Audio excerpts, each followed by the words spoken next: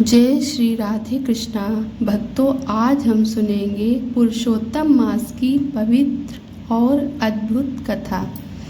यह वही मास है जिसे पहले लोग मलमास कहकर अपवित्र मानते थे, लेकिन भगवान श्री हरि विष्णु की कृपा से यही मास सबसे श्रेष्ठ बन गया। अधिक मास कैसे बनता है, आइए जानते हैं। हिंदू पंचांग चंद्रमा की गति से चलता है, जबकि सूर्य का वर्ष अलग होता है। चंद्र वर्ष और सूर्य वर्ष में लगभग 11 दिनों का अंतर आ जाता है। जब यह अंतर बढ़ते बढ़ते लगभग 1 महीने के बराबर हो जाता है, तब उस अतिरिक्त महीने को अधिक मास कहा जाता है। लेकिन समस्या यह थी कि इस महीने में कोई भी शुभ कार्य नहीं किया जाता था। लोग विवाह, गृह प्रवेश, यज्ञ, मुंडन आदि सब कार्य को रोक देते थे। इस कारण यह मास बहुत दुखी रहने लगा। मलमास का दुख, आइए जानते हैं मलमास को किस बात का दुख था। चलो, इसके लिए हमें इसकी पूरी कहानी जाननी होगी। क्या कथा है इसकी, चलो चलते हैं कथा की ओर। एक समय की बात है, सभी 12 महीनों के अपने अपने स्वामी देवता थे। किसी महीने के स्वामी सूर्य देव थे, किसी के शिव जी, किसी के विष्णु भगवान। लेकिन इस अतिरिक्त महीने का कोई स्वामी नहीं था, इसीलिए इसे मलमास कहकर तिरस्कार करते थे। कोई इसकी पूजा नहीं करता था, कोई शुभ कार्य इसमें नहीं करता था। यह सब सुनकर मलमास बहुत दुखी हो गया। वह सोचने लगा, मुझसे सब घृणा क्यों करते हैं, मेरा कोई सम्मान क्यों नहीं करता। दुखी होकर वह ब्रह्मा जी के पास गया। ब्रह्मा जी के पास जाकर मलमास ने हाथ जोड़कर कहा, हे पितामह, मेरा कोई स्वामी नहीं है। सभी लोग मुझे अपवित्र मानते हैं, कोई मेरा आदर नहीं करता। अब आप ही मेरा कल्याण कीजिए। ब्रह्मा जी ने कहा, हे मलमास, मैं तुम्हारी सहायता नहीं कर सकता। चलो हम भगवान शिव के पास चलते हैं। और ब्रह्मा जी और मलमास शिव जी के पास आ गए। फिर ब्रह्मा जी मलमास को लेकर कैलाश पर्वत पहुँचे। भगवान शिव ने उनकी बात सुनी। शिव जी बोले, हे मलमास, तुम्हारा दुख बहुत बड़ा है, लेकिन इसका समाधान केवल भगवान विष्णु ही कर सकते हैं। वे ही समस्त संसार के पालनहार हैं। इसके बाद सभी भगवान विष्णु के धाम बैकुंठ पहुँचे। भगवान विष्णु की कृपा मलमास पर किस प्रकार होती है, आइए जानते हैं। भगवान विष्णु ने मलमास की व्यथा सुनी।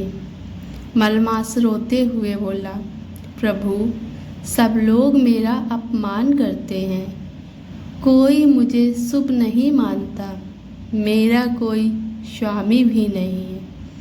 भगवान विष्णु मुस्कुराए और बोले, हे मास, तुम दुखी मत हो।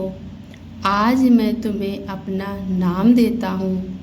अब तुम पुरुषोत्तम मास कहलाओगे।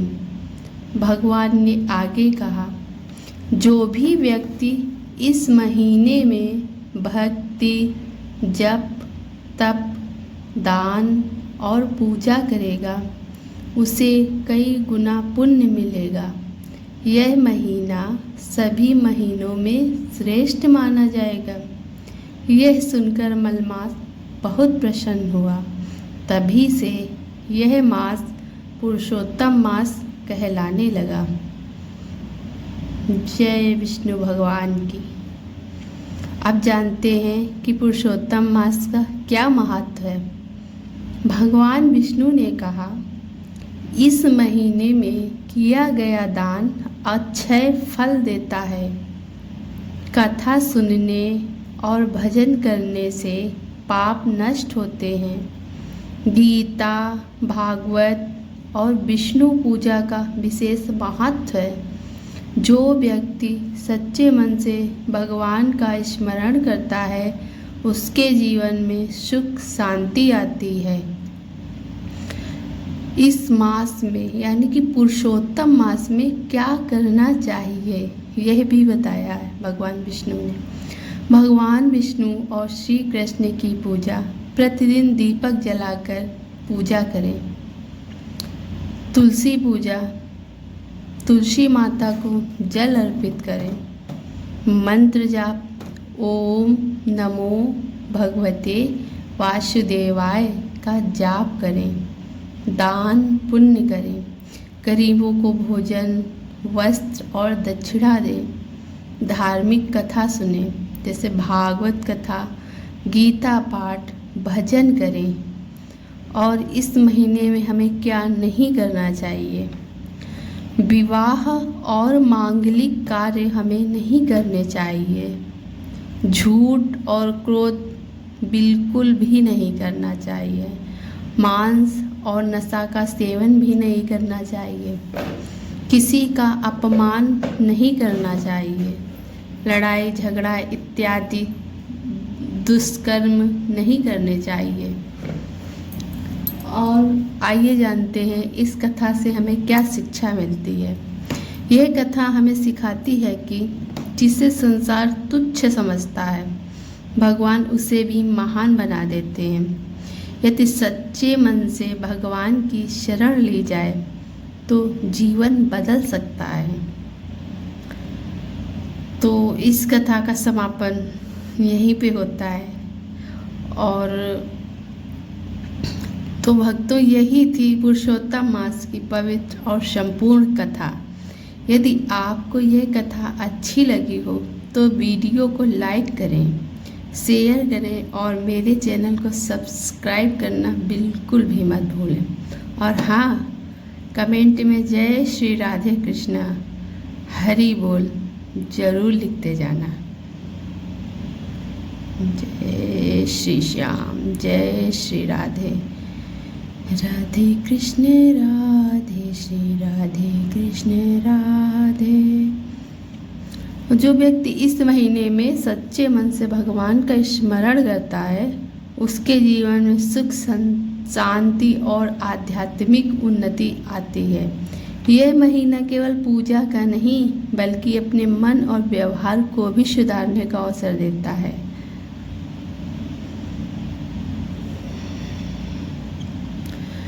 आओ बसाए मन मंदिर में झांकी सीताराम की। जिसके मन में राम नहीं वो काया है किस काम की, वो काया है किस काम की। आओ बसाए मन मंदिर में झांकी सीताराम की। जिसके मन में राम नहीं वो काया है किस काम की, वह काया है किस काम की। सागर में जब राम नाम नल नील ने पत्थर तैराए, उसी नाम से हनुमान जी सीता जी की सुधिलाए। भक्ति विभीषण के मन में तब ज्योति जागी राम की। जिसके मन में राम नहीं वो काया है किस काम की, वो काया है किस काम की। आओ बसाए मन मंदिर में झांकी सीताराम की। जिसके मन में राम नहीं वो काया है किस काम की, वो काया है किस काम की। आओ बसाए मन मंदिर में झांकी सीता